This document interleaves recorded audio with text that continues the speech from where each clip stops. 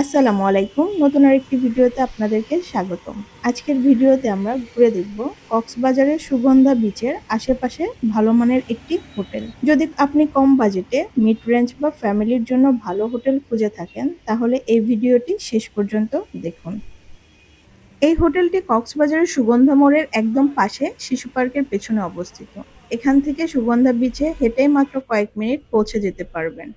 আশেপাশে রয়েছে বিভিন্ন রেস্টুরেন্ট, শপিং এর সুযোগ এবং প্রয়োজনীয় সব ধরনের সুবিধা। তাই পরিবার, বন্ধু কিংবা কাপল সবার জন্যই এটি একটি সুবিধাজনক লোকেশনের থাকার হোটেল। হোটেলের পাশেই রয়েছে বেশ কিছু ছোট ছোট ঝুপড়ি খাবারের দোকান। এখানে খুব কম খরচে পেয়ে যাবেন দেশীয় খাবারের স্বাদ। মাত্র ১০০ টাকা জনপ্রতি বাজেটেই করতে পারবেন লাঞ্চ কিংবা ডিনার। কম খরচে পেট ভরে খেতে চাইলে এই দোকানগুলো হতে পারে দারুণ একটি অপশন। এবার আমরা উঠেছিলাম আজমাইন রিসোর্টে। হোটেলটি কক্সবাজারের বন গবেষণা গলির একদম শেষ মাথায় সবুজ বাংলা হোটেলের পাশেই অবস্থিত। সুবিধাজনক লোকেশনের কারণে স্বল্প বা দীর্ঘ দুই ধরনের ভ্রমণের জন্য এটি একটি ভালো অপশন। আসসালামু আলাইকুম রহমতুল্লাহ। আমরা এই আজমান রিসোর্টে গত 5 দিন ধরে ছিলাম। তো এইখানে থাকার মধ্যে কিরকম খরচ, রুম ভাড়াগুলো কেমন বা কিরকম রুম আছে, বিস্তারিত গুলো আমরা হোটেলের ম্যানেজার ভাইয়ের সাথে কথা বলে আপনাদেরকে বিস্তারিত জানানোর চেষ্টা করব। আচ্ছা, এখানে আসলে আমরা ভাই ম্যানেজার ভাইকে পেয়ে যাব। ওনার সাথে আমরা বিস্তারিত এই ব্যাপারে হোটেলের কিরকম রুমের ভাড়াগুলো এবং রুমের এবং ওনাদের হোটেলের যে লোকেশনটা এই ব্যাপারে বিস্তারিত আমাদেরকে ভাই জানাবেন। আসসালামু আলাইকুম রহমতুল্লাহ। স্যার কেমন আছেন? আমাদের হোটেলটা কেমন লাগবে স্যার? হ্যাঁ, আলহামদুলিল্লাহ ভালো লাগছে। এখানে 5 দিন অবস্থান করলাম। আজকে 5 দিনের মধ্যে কি আমাদের হোটেলের পরিষ্কার পরিচ্ছন্নতা, আমাদের সার্ভিসটা, আমাদের ব্যবহারটা এবং আমাদের লোকেশনটা, আমাদের প্রকৃতিটা আপনাদের কেমন লাগছে স্যার? অবশ্যই আলহামদুলিল্লাহ ভালো লাগছে।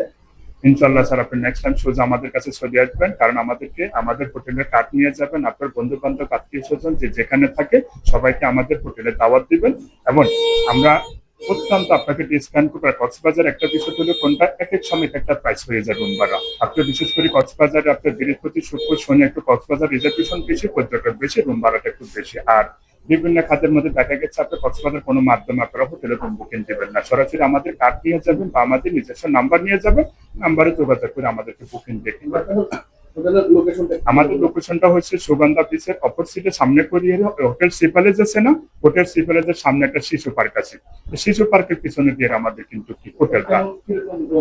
আমাদের আপনার কয়েকটা করে রুম আছে, আমাদের কানেক্টিং রুম আছে, 4 বেড রুম আছে, তারপরে কাপল বেড আছে, সিঙ্গেল বেড আছে, আমাদের নিজস্ব রেস্টুরেন্ট আছে। আমাদের এখানে রেস্টুরেন্টের খাবারের দিকে ফ্যাসিলিটি হচ্ছে অনেক কিছু আপনি কিন্তু উপভোগ করতে পারবেন। আমাদের কাছে ন্যাশনাল সুজা চলে আসছে। ওকে স্যার, আসসালামু আলাইকুম। চলুন আপনাদেরকে আমাদের হোটেলের রুম ট্যুরটা দিয়ে আসি। আমরা ছিলাম 4 তলায় 404 নম্বর রুমে। রুমে ঢুকলেই আপনারা দেখতে পাবেন ডাবল বেডের একটি বিছানা, যেটা সবসময় পরিপাটি ছিল। আজকে আমরা 5 দিন অবস্থান করছি আর এখনো রুম সার্ভিসের জন্য লোক কল করিনি, এর জন্য রুমটা একটু অগোছালো। বিছানার পাশে একটি ওয়াল মিরর দেখতে পারবেন আর তার পাশেই থাকবে একটি ক্যাবিনেট, যেখানে আপনারা আপনাদের প্রয়োজনীয় জিনিসপত্র রাখতে পারবেন। পাশে একটি ঝুড়ি দেওয়া থাকবে যেখানে ময়লা আবর্জনা ফেলতে পারবেন। আর এখানে জায়নামাজটা দেখতে পাচ্ছেন, এটা আমরা রিসেপশনের থেকে নিয়ে এসেছি, চাইলে আপনারা রিসেপশন থেকে নিয়ে আসতে পারবেন। একটা জানালাও ছিল আর এই রুমটার সাথে কোনো বারান্দা ছিল না। জানালা দিয়ে আপনারা বাইরের ভিউটা দেখতে পাবেন, যদিও এখান থেকে সি ভিউ দেখা যায় না আর খুবই কাছে, সেই জন্য সি ভিউ দেখারও দরকার হয় না। তবে জানালা দিয়ে ঝিরিঝিরি ঠান্ডা হাওয়া আসে, যেটা আমার কাছে খুবই ভালো লেগেছে।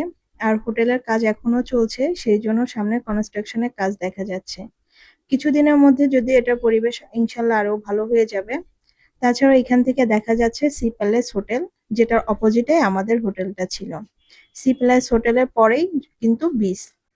ওয়াশরুমটাও মোটামুটি পরিষ্কারই ছিল, কিন্তু ওয়াশরুমের মধ্যে একটা জিনিস আমার কাছে খুবই বাজে লেগেছে, সেটা হচ্ছে স্যান্ডেল।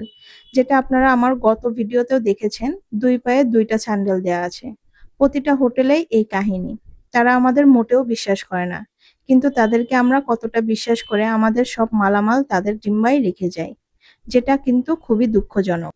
মোটামুটি কম বাজেটের তুলনায় হোটেলটা আমার কাছে ভালোই লেগেছে, কিন্তু হোটেলে আর কিছু জিনিস অ্যাড করলে আরো ভালো লাগতো।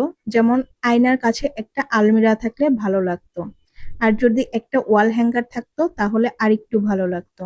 কারণ আমরা সবাই এখানে ভিজতে আসি, ভেজার পরে জামা কাপড়গুলো শুকানোর কোনো অপশন এখানে নাই। সেই জন্য আমরা এখানে একটা রশি টানিয়ে নিয়েছি। যখন আমরা বিচ থেকে গোসল করে এসেছি সেই ভেজা জামা কাপড়গুলো ফ্যানের নিচে রশিতে ছাড়িয়ে বা মেলে শুকিয়ে নিয়েছি।